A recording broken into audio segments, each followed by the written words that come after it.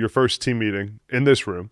You walk in here as your first-time head coach, 32 years old. What's going through your mind as you walk through those doors right up there? I got a big announcement. I just released my brand new resource for anyone trying to get recruited to play college football. Whether you're a player, the coach of a player, a parent of a player, this resource will help you learn everything you need to know to dominate the college football recruiting process. It's called the Get Coaches to Call Game Plan, and inside I'll reveal the secrets that top recruits use to make dynamic highlight videos and get in touch with coaches, and I'll give you a step-by-step guide for how to get coaches to notice you and reach out to you. The best part is that it's totally free. All I need is your name and your email. Check the link in the show notes. Now let's get back to the podcast. Just be yourself. That was it. I didn't have a speech. It was just like come in there and let these guys at least try to know who you are. Yeah.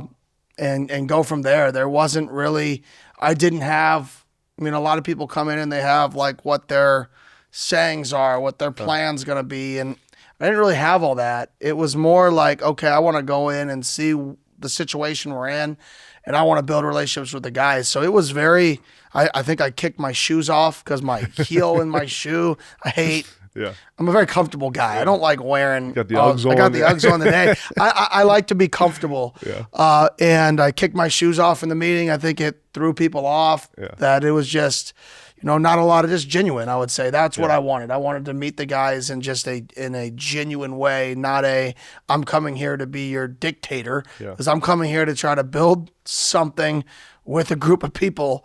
And we're gonna have a lot of fun doing it. Take me inside the first week on the job. What are the things that you identified or the things that you said, we have to do this and we have to do it right now?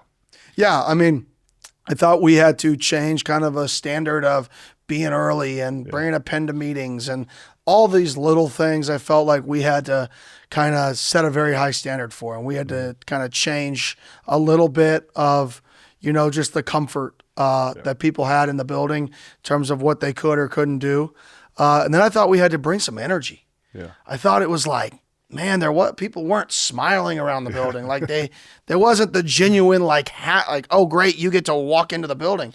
Yeah. And when you live in Tempe and there's sunshine every day and people move here, and then your building is not a reflection of the town. I think there's a flaw there.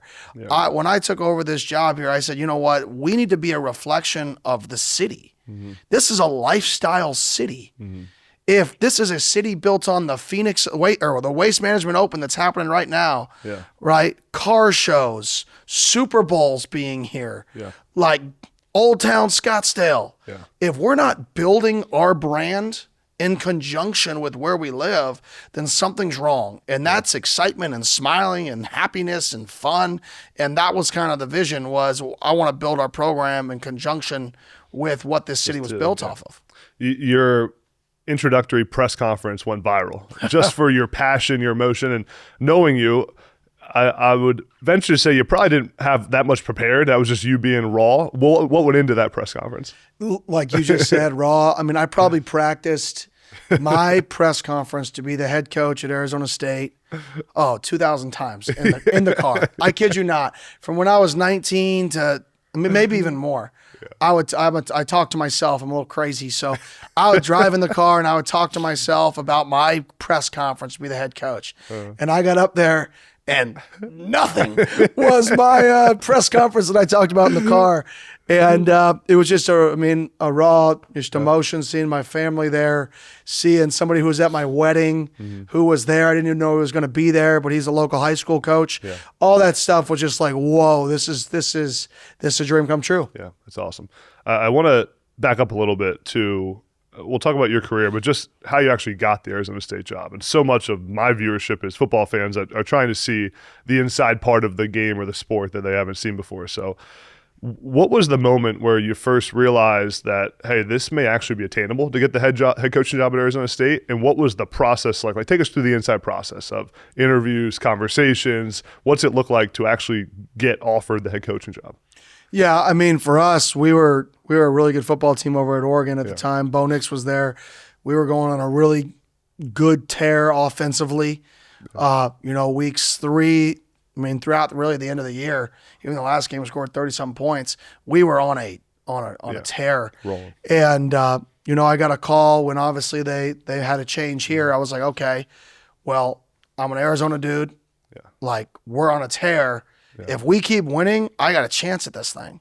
So I really let my agent do, I know it sounds very cliche, pretty much all the work. And I stayed like, hey, what's the best way to get this thing? That is to win, and that is to score. Yeah.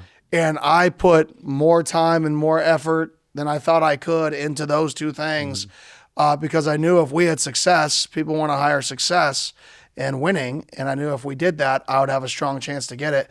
And then there somewhere, one of the random days of the week, I think it was like week 9 or something, they asked to get on a phone call, and we got on a phone call for 30 minutes or something like that, or a Zoom for 30 minutes. And that was about it.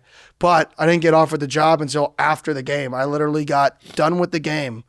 And I literally had a contract, the last game signed, and we leave the game, we lose. I'm pissed off about it.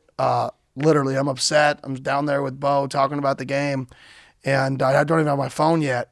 And I get to my phone, and it's like, Kenny Dillingham has accepted the head job. I didn't even know I got offered the head job, but I had an email in my an email that was like a contract that was signed, and I'm like, whoa.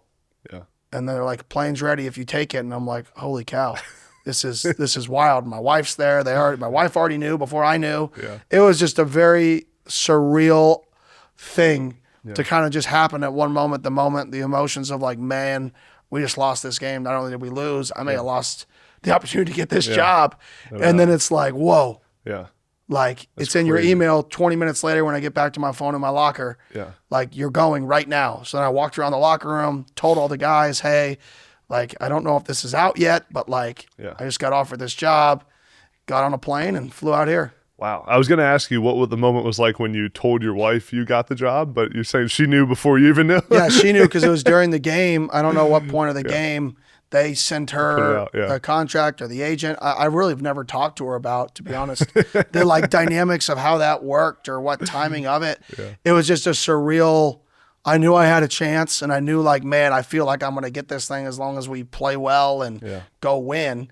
And we were winning there for so long in that game. And I'm like, man, we're on it. They had a huge goal line stand, Oregon State hand. We ran G lead like 4 times in a row on the 4-yard line, and they just played great defense. And it was just surreal, to be honest. It's hard to put into words that moment of, man, we lost. Not only did we lose the game, we're not playing the Pac-12 title. We could have played for the Final Four. Dang, I wanted this for our guys. And then it's like, I also could have lost the job that I wanted, something. And then it was like, whoa, that happened. It was just a surreal situation.